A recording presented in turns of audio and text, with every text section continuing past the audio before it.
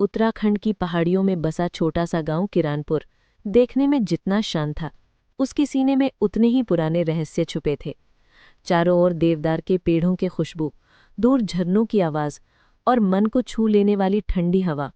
लेकिन गांव वालों की आंखों में हमेशा एक अनकहा डर झलकता था, एक ऐसा डर जिसका जिक्र वे खुले शब्दों में नहीं करते थे।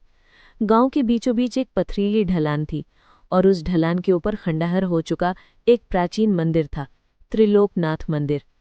कोई नहीं जाता था वहां। कहा जाता था कि मंदिर में एक अनंत द्वार है, एक ऐसा दरवाज़ा जो हमेशा बंद रहता था, पर कभी-कभी खुद ब खुद खुल जाता था।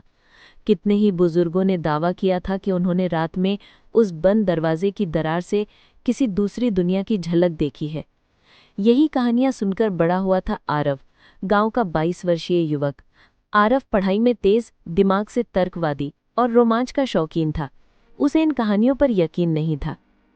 अगर कोई दूसरी दुनिया होती तो अब तक कोई वापस क्यों नहीं आया, वो हमेशा हंसकर कहता। पर उसकी दादी सरस्वती देवी, जो कि मंदिर की आखिरी पुजारी वंश की महिला थी, हमेशा कहती, बेटा, सच और झूठ का फर्क हम तय नहीं करते, ये दुनिया तय करती है। आरव मुस्कुरा देता, पर अंदर कहीं न कहीं वो जानता था कि गांव में कुछ तो ऐसा है जिसे वो समझ नहीं पा रहा। लेकिन बदलाव तब शुरू हुआ जब गांव में एक अजनबी आया। भाग 2, अजनबी की दस्तक। उस दिन शाम को हल्की बारिश हो रही थी। आसमान पर काले बादल छाए थे और बिजली की आवाज घाटियों में गूंज रही थी। आरव घर के बाहर लकड़ी काट रहा था, तभी उसे दूर पहाड़ी पर किसी औरत की परछाई दिखी। एक दुबली पतली स्त्री, सफेद साड़ी में, बिना छतरी के, पूरी तरह भीगी हुई। आरव चौंका। गांव की किसी भी स्त्री को वो पहचानता था, ये कोई पहचानी हुई नहीं लग रही थी। कुछ देर बाद वो स्त्री धीमे धीमे रास्ते से चलते हुए उसके सामने आ खड़ी हुई। क्या तुम आरव हो? उसकी आवाज गहरी, पर भीतर एक अजीब सी बेचैनी लिए हुए थी। हाँ, लेकिन आपने मुझे कैसे? मैं अदिति हूं, मुझे तुम्हारी दादी ने भेजा है, उसने धीरे से कहा। आरव चौंका। दादी तो महीनों से बिस्तर पर थीं, किसी से मिल भी नहीं रही थी। उन्होंने किसी को क्यों भेजा? अदिति ने एक कपड़े में लिपटा गोल चांदी जैसा पत्थर निकाला। ये तुम्हारी दादी ने दिया है, कहा कि इसे आज रात तक तुम्हें मिल जाना चाहिए, नहीं तो बहुत देर हो जाएगी। आरव ने पत्थर लेते हुए देखा, वो साधारण नहीं था। उसके ऊपर अजीब चिन्ह खुदे थे, जो बारिश में भी चमक रहे थे। दादी ने भेजा है, पर लेकिन अदिति बिना कुछ बोले पीछे मुड़ गई। वो तेज बारिश में पहाड़ की तरफ जाने लगी। आरव ने आवाज लगाई, रुको, मैं तुम्हें घर छोड़ दूंगा। पर जब उसने एक पल को नजर हटाई और फिर वापस देखा, तो अदिति गायब हो गई, जैसे वो बारिश के धुंध में घुल गई हो।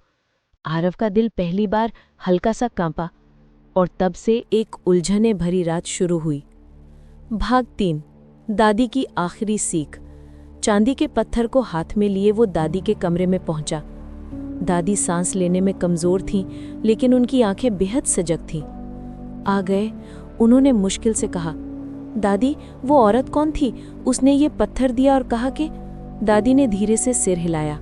उसका नाम मत लेना, वो इस दुनिया की नहीं है। आरव का दिल धड़क उठा।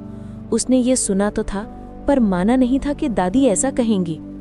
बेटा, उस मंदिर का द्वार आज रात खुलेगा, हर 200 साल में एक बार, और इस बार उसका रक्षक नहीं है। रक्षक? आरव ने चौंक कर पूछा। दादी की आवाज भारी हो गई। अनंत द्वार 2 दुनियाओं के बीच का रास्ता है, उसे हमेशा कोई ना कोई रोके रखता है, पर पिछले युग का रक्षक मर चुका है और नया नहीं चुना गया। तो क्या होगा? दादी के आंखों में आंसू भर आए। अगर द्वार खुल गया और इस दुनिया से कोई उसमें चला गया, तो वो कभी वापस नहीं आएगा, और अगर उस दुनिया से कोई यहाँ आया, तो हमारा संसार कभी शांति से नहीं रह पाएगा। आरव ने दादी का हाथ थाम लिया। मैं कुछ नहीं होने दूंगा। सरस्वती देवी ने सिर के नीचे से एक पुरानी चाबी निकाली, काली, लोहे की और बेहद भारी। ये त्रिलोकनाथ मंदिर की पहली चाबी है, इसे लेकर जाओ और द्वार को बंद करो। लेकिन मैं क्यों, और वो पत्थर क्यों? पत्थर तुम्हारी पहचान है, वही तुम्हें मंदिर के भीतर ले जा सकता है। तुम ही इस वंश की आखिरी कड़ी हो बेटा। दादी का हाथ ठंडा होने लगा। आरव ने घबराकर उन्हें आवाज लगाई, दादी दादी। पर दादी शांत हो चुकी थी। बारिश रुक चुकी थी, पर अब आरव के अंदर तूफान शुरू हो चुका था। भाग 4। त्रिलोकनाथ मंदिर की ओर। रात के 10 बज चुके थे। गांव के रास्ते सुनसान थे, पर हवा में एक अजीब बेचैनी थी। आरव ने चाबी और पत्थर को एक कपड़े में बांधा और मंदिर की ओर निकल पड़ा। रास्ता मुश्किल था, काई लगी सीढ़ियां, गीली मिट्टी और चारों तरफ अंधेरा। कहीं कहीं जुगनुओं की टिमटिमाहट रास्ता दिखा रही थी। जब वो मंदिर पहुंचा तो उसका दिल धड़क उठा। मंदिर की हालत बहुत खराब थी। दीवारें टूटी, छत फटी हुई और भीतर से ठंडी हवा आ रही थी। लेकिन उससे ज्यादा खतरनाक था दीवारों पर उकेरे गए चित्र। एक विशाल पत्थर का दरवाजा, उसके सामने खड़े हजारों लोग, दरवाजे के भीतर खींचे जाते हुए। मंदिर के केंद्र में वही था, अनंत द्वार, काला, विशाल और किसी धड़कते दिल की तरह धीमे धीमे कांपता हुआ। दादी सही कह रही थी, आज ये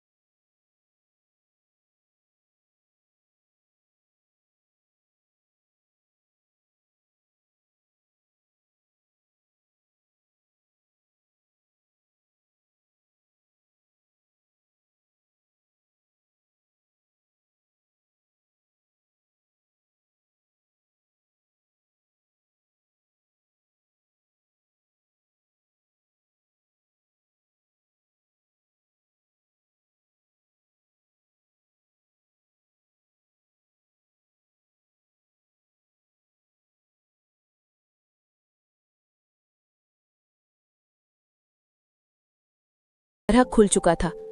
तीखी हवा का एक बवंडर भीतर से निकला और दोनों को अपनी ओर खींचने लगा। आरव ने एक स्तंभ पकड़ा, लेकिन अदिति बवंडर में तैरने लगी। उसने हाथ बढ़ाकर आरव को पकड़ लिया और अगले ही पल दोनों द्वार के भीतर समा गए। दुनिया गायब, आसमान गायब, सब कुछ शून्य। भाग 6। अनंत लोक। जब आरव को होश आया, वो एक विशाल अंधेरी घाटी में था। आसमान काला, पर उसमें नीली चमकती हुई लकीरें थी। धरती पर छोटे छोटे प्रकाश स्तंभ और चारों ओर बहती ठंडी तीखी हवा। ये दुनिया सुंदर भी थी और डरावनी भी। अदिति कुछ दूर खड़ी थी। स्वागत है आरव, ये है हमारा संसार, अल्टर लोक। आरव धीरे से बोला, तुम मुझे यहाँ क्यों लाई? अदिति आगे आई। अब उसके चेहरे पर इंसानी भाव लौट आए थे। क्योंकि इस दुनिया को एक रक्षक चाहिए, और वो तुम हो। मैं क्यों? अदिति ने उसकी आंखों में देखा। तुम्हारे परिवार की हर पीढ़ी में एक रक्षक जन्म लेता है। तुम्हारी दादी अंतिम रक्षक थी। उनके मरते ही ये जिम्मेदारी तुम्हें मिली। पर मैं वापस जाना चाहता हूं। तुम जा सकते हो, अदिति ने शांत स्वर में कहा, पर तभी जब तुम अपनी परीक्षा पूरी करोगे। आरव ने दांत भींच लिए। कैसी परीक्षा? अदिति ने एक दूर खड़े पर्वत की ओर इशारा किया। उस पर्वत के ऊपर नीली जलती हुई चोटी थी। उस पर्वत तक पहुंचकर समय की अग्नि को छूना होगा, तभी तुम अनंत द्वार को बंद कर सकते हो। आरव ने धीरे से कहा, और अगर मैं असफल हुआ तो? अदिति बोली, तो द्वार हमेशा के लिए खुला रहेगा और तुम्हारी दुनिया नष्ट हो जाएगी। आरव समझ गया, उसे ये दुनिया छोड़कर जाना है और उसे वापस जाने का रास्ता खुद ही बनाना होगा। भाग 7। अग्नि पर्वत की यात्रा। यात्रा आसान नहीं थी। पहला हिस्सा था परछाइयों का वन, जहां पेड़ इंसानों की तरह फुसफुसाते थे, जहां जमीन पर चलते ही उसका प्रतिरूप उससे सवाल पूछता था, तू अपने डर से क्यों भाग रहा है? तुम्हारी दुनिया तुझे चाहती ही कितनी है? क्या तू सच में एक रक्षक बन सकता है? लेकिन आरव ने हर बात को अनसुना किया। वो सिर्फ आगे बढ़ता गया। दूसरा हिस्सा था स्मृतियों की नदी। ये नदी पानी की नहीं, स्मृतियों की थी। जैसे ही आरव ने कदम रखा, उसे बचपन की छवियां दिखीं। दादी की मुस्कान, अपनी गलतियां, अपनी कमियां, अपने डर, और वो लोग जिन्होंने उसे अकेला महसूस करा।